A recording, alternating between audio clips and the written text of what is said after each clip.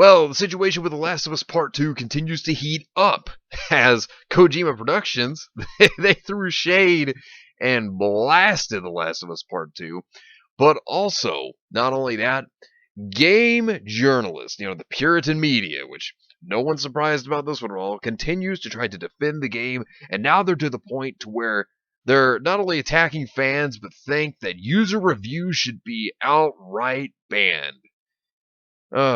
This is why nobody trusts the Puritan media. Hey, what is going on, everybody? How are you all doing today? I hope you all are having a wonderful and fantastic day today, and if not, hopefully you all will have a better tomorrow. So, we're going to start with the best part of this, with Kojima Productions. Now, they threw shade at The Last of Us Part 2. This was absolutely hilarious. I found this to be completely just glorious. Because this was pretty funny about what Kojima Productions did here. So looking at this article, nasty internet comments are nothing new to the world of gaming, but sometimes a developer has had enough and decides to respond. One particular person harshly criticized the Kojima Productions game Death Stranding, emphatically stating that The Last of Us 2 was a better game.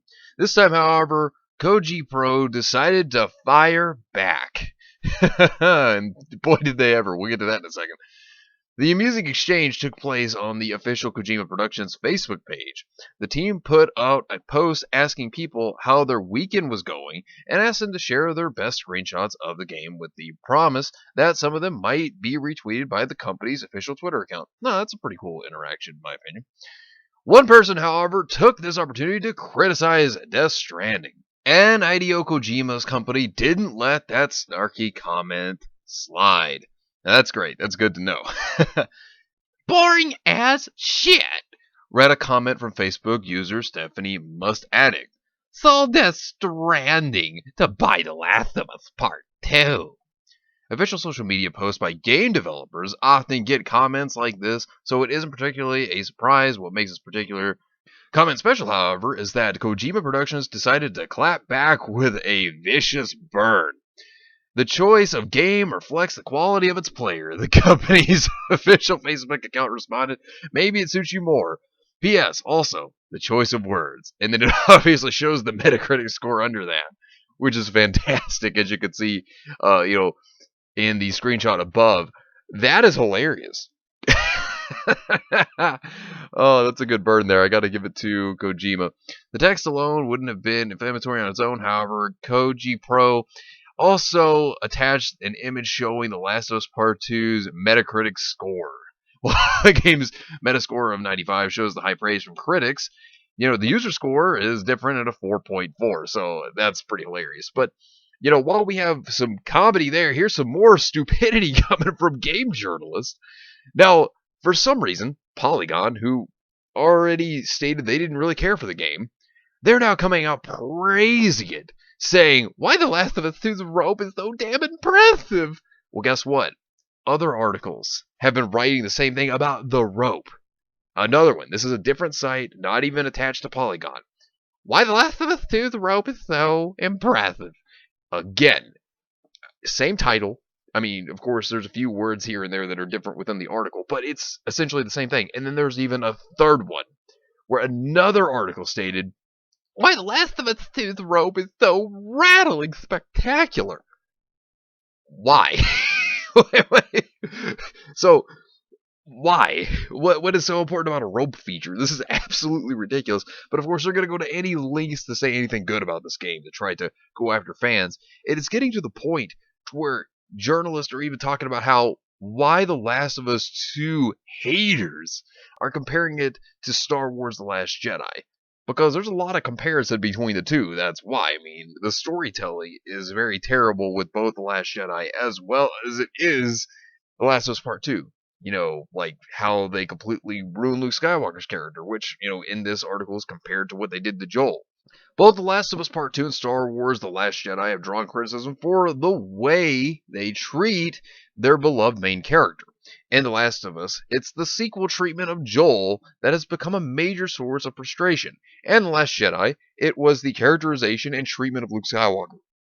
And, that's the thing. When you look at it, Joel's character was just completely destroyed, and he was out of character. Goes the same for Luke Skywalker. They just ruined his character as well, having Luke completely go out of character for himself and just made him a hermit.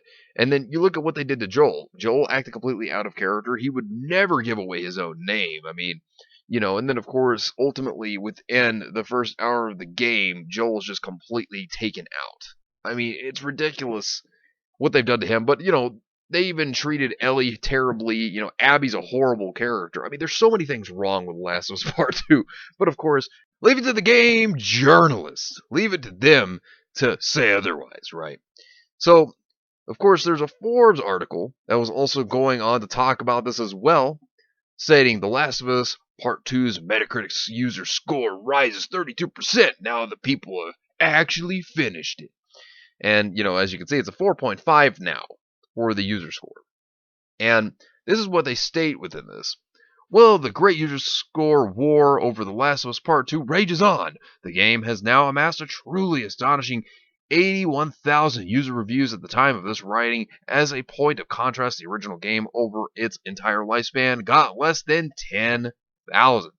I am indeed trolling a bit with my headline. When I first covered the great user score flood coming into Metacritic, the game has been out for a few hours and was sunk down to a 3.4 out of 10. Since then, with 81,500 reviews and the 32% rise, has brought that score up to a 4.5 out of 10. Well, another issue that I had talked about yesterday, when you look at it, big thing that happened was we've seen that Metacritic has actually been cutting some reviews. They have actually been chopping them out. People had been noticing that, and we saw the number decrease. So we know that Metacritic is trying to help protect this game because we're seeing them cut reviews. So that's already been going on. Yes, it's still very low, but I think it does reflect a lot more higher scores coming in because it is not easy to drag up an average with that many low scores in already. I don't know about that. And I do think it's reflective of people actually playing finishing the game. Some of it may be Metacritic deleting some of the offensive and hateful reviews, but again, there are still 81,500 of them. But we already know Metacritic's been deleting some of them. So they've been trying to make the score look better. That's exactly what they're doing here. I maintain a lot of the initial bombing of the game was from a few different sources. People hearing the leaks and getting angry about plot turns. That's because the story was written badly. I mean, the leaks alone were enough to tell you this game was going to be terrible. I mean, that's a fact. People seeing leaked cutscenes out of context and disliking them. Well, now that the full game's out, we know the context was there the whole time. It wasn't taken out of context. Especially with that ending. The ending just made it worse. So here they are trying to defend this game now. People watching streamers play complain their way through the game, or it's people who played got to the big early death and stormed off to write a review in the first 2 hours. And yes, some subset of anti-LGBTQ sentiment in there too. I haven't seen any of those, but, I haven't looked through all of the reviews, but from what I've seen in those reviews is very different. The thing that I've seen is that people don't like the way that Joel was treated. People don't like how characters are completely out of character. People don't like the choices that were made. People certainly don't like the pro golfer Abby. There's a lot of things here that people don't enjoy, but I have not seen them say anything about, LGBTQ things at all, or having anything against it. I have not seen that whatsoever. So this is one of those, oh man, gamers are istinphobes. This is another one of those arguments they always have to bring up. When there was never, ever at all a problem with Ellie being gay. That's never been a problem to people. Nobody cares. That's not an issue to anybody. But leave it to game journalists to try to bring that up and say that, oh, it was always a problem, when it was never a problem at all. That nobody cared about it. That's not an issue, and nobody cares. I mean, seriously, they always use that argument. And sure, some people have bought the game, played the whole game, genuinely disliked it, and rated it low. Though we do live in a culture where systems like this are essentially binary. And if you want to be the nah, Last of Us 2 is bad train, you're not going to give it a 5 or a 6. You're going to give it a 0. Okay, so there have been some reviews that I've actually seen that gave zeros, but They gave legitimate arguments, and actual good points as to why they thought it was a 0. They stated, things like how they thought the gameplay was good, the voice acting was good, the graphics were phenomenal. But then they would state, like, hey, look, I didn't like what you did to Joel, didn't like what you did to Ellie. And Abby's just a terrible character because nobody likes Abby. But, that's the thing. They would give good, valid points. You'll talk about plot holes and how, it just creates so many plot holes because of what they've done. There were so many things that they were bringing up within these reviews that I saw, some of them that were 0s, 1s, 2s, and 3s. So, some of those reviews were making good, logical points about the game because the game is absolute trash. But of course, leave it to game journalists to hate that. Leave it to them to hate anything that's against their narrative. That's how they always work. Yes, I know plenty of people who made it to the end still didn't like it, and yet I know others who encountered the big early death, got mad about it, but continued to play the game, and by the end understood the point of the game and what it was trying to do with Ellie, Joel, and Abby. And so I think that's why you're starting to see the user scores pulled up. Is this controversy over? Probably not. Oh, definitely not. Game journalists, they're not going to let this in. Of course not. Haters of the game will have to deal with the fact that it seems like it'll turn out to be one of the best-selling PS4 exclusives. You see, even if it is one of the best, which, it's done very well in terms of sales, that's actually true. As much as I can't stand this game, it's done well in terms of sales. Thing is, though, that doesn't make it a good game. Does not make it a good game. And, that's something that they need to realize. That, oh yeah, a game could sell well. That doesn't make it a good game. I mean, you can definitely tell. User reviews are proving that they don't like this game. They hate this game. You can even see a lot of YouTubers that are streaming it. They don't like this game either. I mean, if you've seen PewDiePie's reactions, he does not like the game. So Inverse also had an article here stating Metacritic has a review bombing problem. Here are 6 ways to fix it. Now, these 6 ways, get ready. Oh man, you want to talk about them wanting to control everything? Well, this just proves it even further. So this is what they want. 1, more human moderators. I don't think that's a problem. I think they already have a decent amount of human moderators, so I don't think that this is a problem at all. Number 2, incentivize reviewers to engage long term. Now, I mean, that's fine, I guess. I don't really see a problem with that either. So 1 and 2, I don't really think there's an issue with human moderators at all. I think that they already have those. But of course, they probably think, let's have more human moderators to be able to get rid of the bad reviews, the ones they don't agree with. Now, here's one that I think is an issue. When it comes to super early user reviews, they don't want those, right? I don't think that's a problem because, I don't care about the critics whenever I look up games, and many people don't. They don't look to the critics. They look to the user reviews. So there are some YouTubers that will get games early, Twitch streamers. You'll see some people get it early. And then, of course, they'll have a review. Those are the ones that matter, or the ones that are the user reviews, because, they tell the real story as to where critics are going to shill for their corporate overlords. So they're going to show for the companies. As to where the user reviews, they're more in touch with the gamers. You'll see a lot of them be actually more critical, actually bring up good and bad points, as to where you'll see like critics copy paste their reviews, as we're seeing with Last of Us Part 2. So I think early user scores is something we still need, because that will make people realize whether they want this game or not, whether it's actually good or not. Now, number 4, which was confirm ownership of the game, I think that's a problem too, because somebody could borrow the game, somebody could play it alternative ways. Somebody could have bought it and they could play the game.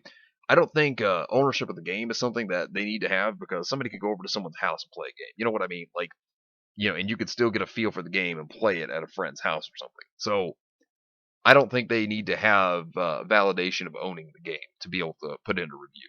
Number 5, make media outlet selection more transparent. Okay. Number 6, now this is the big one. Remove user reviews altogether. See, this is the one that's the most important to them, because they want this one the most. It's not number one on their list because they don't want to make it look like a priority, but it's their priority. This is the one they want the most because they don't really care about gamers.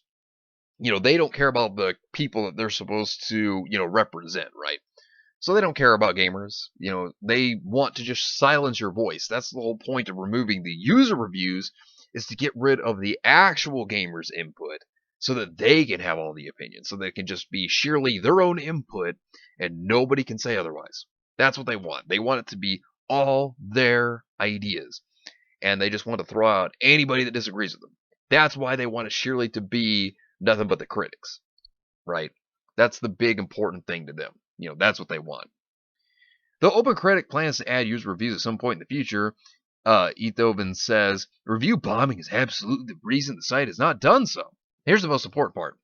The site has considered several ideas on how to do so without opening a door to review bombing, such as moderating all user reviews, requiring a minimum account age, and blocking user reviews until 2 weeks post-launch.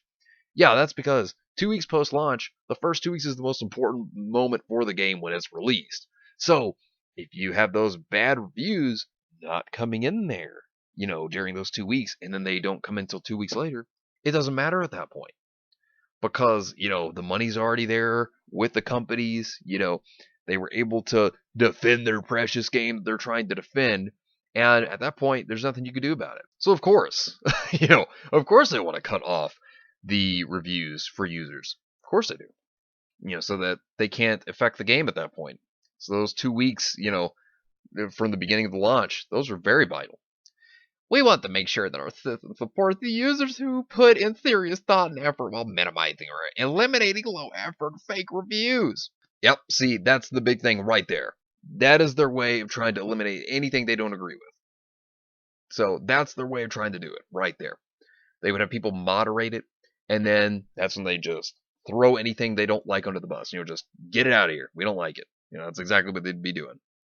Until review bombing is dealt with, review aggregation platforms like this Metacritic will continue to be yet another battleground in the exhausting culture war, rather than a reliable source for trustworthy recommendations on a new game like The Last of Us Part 2. And that's the thing, being able to have user reviews is a good thing. There's no reason to try to eliminate those, but of course, game journalists want to get rid of them because they want to be the voice. They want to be the only opinion out there. They don't want anyone to oppose them.